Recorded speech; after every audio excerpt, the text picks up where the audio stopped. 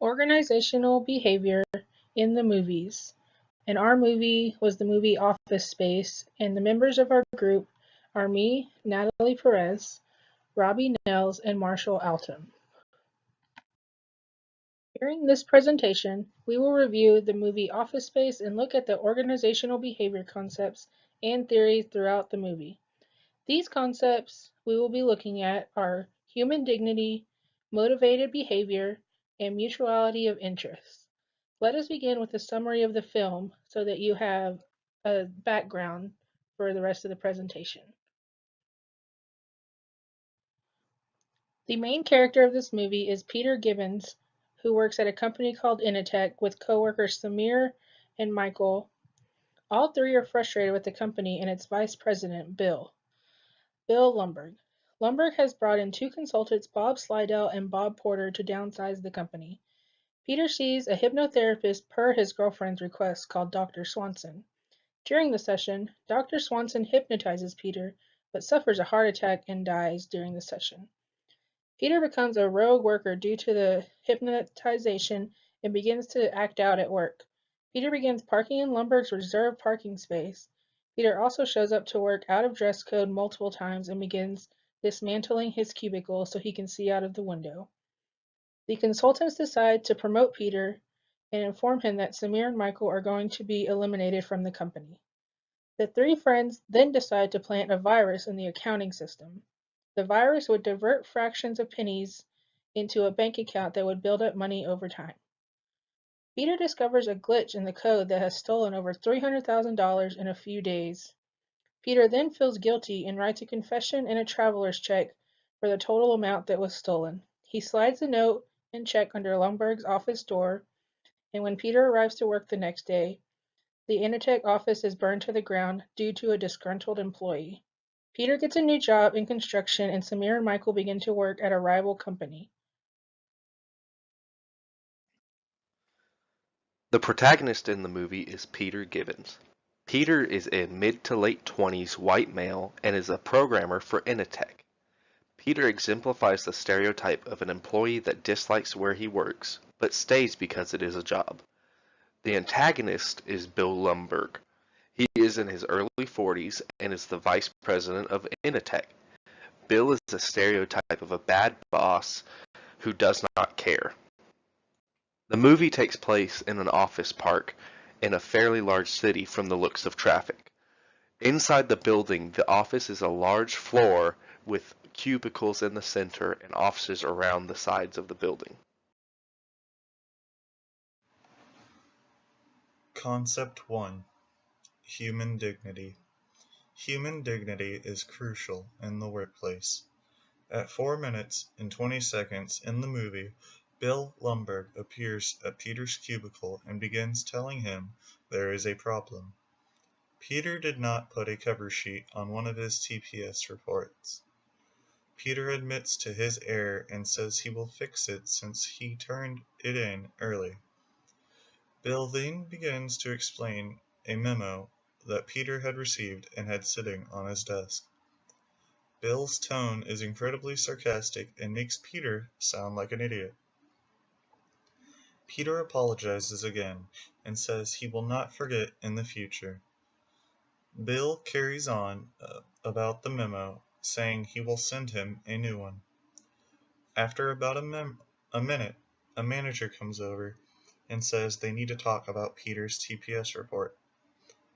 Peter replies he has talked with Bill and he has already fixed the issue.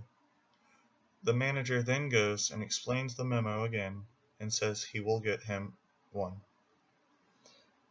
After that manager leaves, Peter gets a phone call about the TPS report from someone else. At 20 minutes into the movie, Bill is telling Peter he must come in on Saturday and Sunday. Instead of asking, he is telling him what he wants him to do when he is not required to work on the weekends. This is a clear example of Bill abusing his power. Dr. Tim Baker, from the news site of the Australian HR Institute, writes, "Personal growth and development is one of the ways people gain a sense of dignity. Feeling part of a greater whole can be dignifying too. Knowing that you are working toward a common cause that is making a difference can be a source of self-worth. Bill is constantly belittling employees and not giving room for growth. It helps to mention an issue or remind them, but one person needs to do it, not several. Corporate accounts payable. Nina speaking. Hello, Peter. What's happening? We have sort of a problem here. Yeah, you apparently didn't put one of the new cover sheets on your TPS reports. Oh, yeah. I'm sorry about that. I forgot. Yeah. You see, we're putting the cover sheets on all TPS reports now before they go out. Did you see the memo about this? Yeah.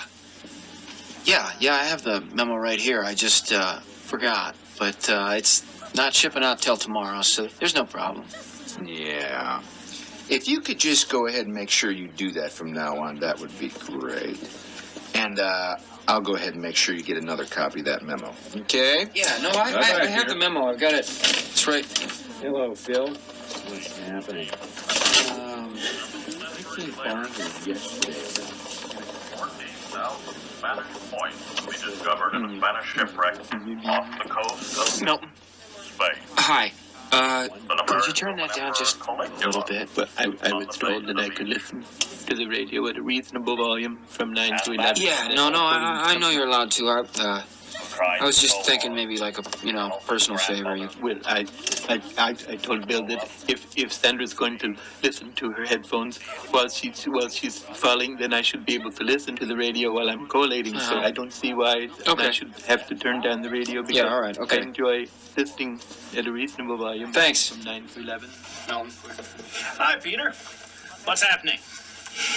We need to talk about your TPS reports. Yeah, the cover sheet, I know.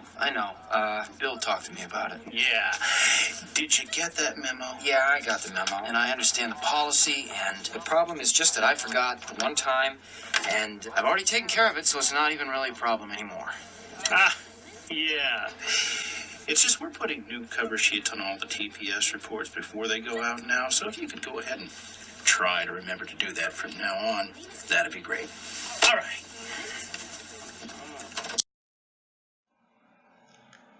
Concept 2. Motivational behavior. Motivated behavior is lacking at Initech. In an interview with Bob and Bob at 35 minutes into the movie, Peter explains how he is tardy and spaces out at work.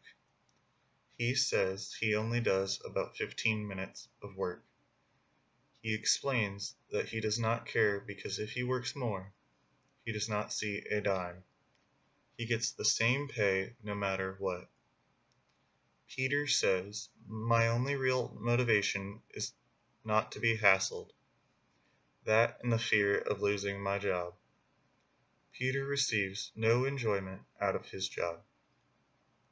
He also experiences multiple bosses telling him about his mistakes. Dr. Jeff Miller says, for performance-oriented employees, tie hard goals and opportunities for recognition to their performance reviews.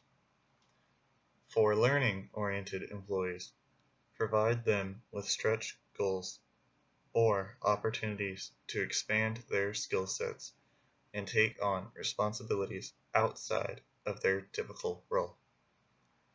Challenging employees is crucial to making them feel a sense of responsibility. It gives them more to do, and it can make them feel a sense of achievement and upward movement. I do agree that sometimes when people realize they can make the same amount of money for minimal effort and will not get hassled by their boss as long as they're following the rules and doing their job, they will just do minimal effort and make a quick buck. Also, I like the idea of challenging employees, in which it does make them feel a sense of responsibility and achievement.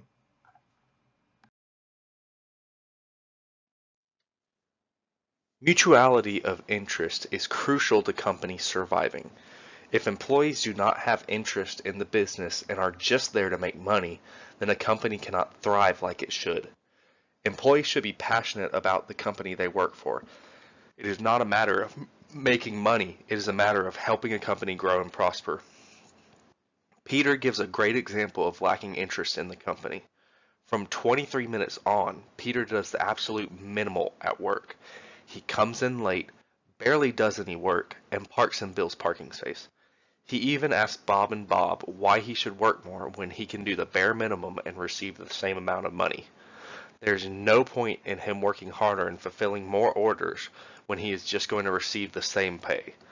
Colin Mayer from the University of Oxford says, relationships within a corporation, their suppliers, consumers, and society, through corporations' influence on markets, labor, and health and environment. Whilst these relationships may be productive, they can also be asymmetrical or even exploitative. We ask how business relationships should recognize, sustain, and grow the benefits to each party. We define mutuality as the creation of shared and lasting positive benefits across stakeholders through an organization activities. Our hypothesis, underexplored, is that companies that operate with mutuality at their core will be stronger and more sustainable. Bob and Bob realize the issue and offer a hypothetical solution to Peter. Bob and Bob propose a stock option or equity sharing program. If this is offered, employees would be more willing to get extra work and projects done to improve their benefits.